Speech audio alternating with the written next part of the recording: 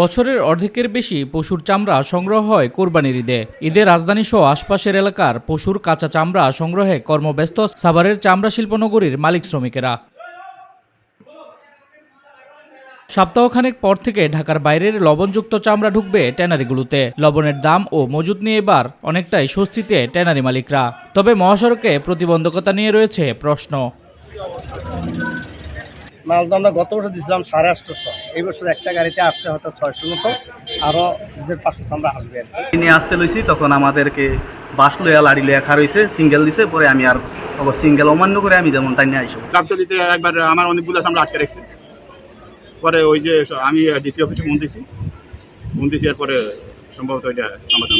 কেউ কেউ আবার নিয়ম না জেনে ঢাকার বাইরের চামড়া নিয়ে হাজির হচ্ছেন এই শিল্পনগরীতে। আর সময় মতো লবণযুক্ত না করায় চামড়ার গুণগত মান নষ্ট হচ্ছে। সাদা চামড়াগুলো ঢুকতেছে, এই চামড়াগুলোরে আমরা এখন প্রিজারভেটিভ করতেছি লবণ দিয়ে।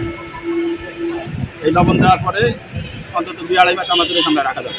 বিশ্ববাজারে জায়গা পেতে LWG সনদ পেতে সাভারের স্থানান্তরের শুরু থেকেই সিপিটি সক্ষমতা ও পরিবেশ রক্ষা নিয়ে বারবারই প্রশ্ন তুলছেন মালিকসহ পরিবেশবিদরা। পরিবেশ অধিদপ্তর যে স্যাম্পল নেবে সেই স্যাম্পল আমার সায়েন্স ল্যাবের থেকে নিবে, সেই স্যাম্পল আমাদের এখানে ল্যাবেও নিব। আমরা নিয়ে কম্পেয়ার করে আমরা দেখবো যে আসলে আমাদের রেজাল্টটা কিরকম আসছে। সিটিপিকে পুরোপুরি এটার জন্য প্রস্তুত করার জন্য যা যা পদক্ষেপ নেওয়া দরকার সেই পদক্ষেপগুলো আমরা নিয়েছি। এটা আমরা আজকে সরেজমিনে দেখতে আসলাম। এবছর 1,10,00,000 চামড়া সংগ্রহের লক্ষ্যমাত্রায় প্রস্তুতি নিচ্ছে Bangladesh tannery association. Shams Tabriz উচ্ছ্বাস, মাই টিভি নিউজ ডেস্ক।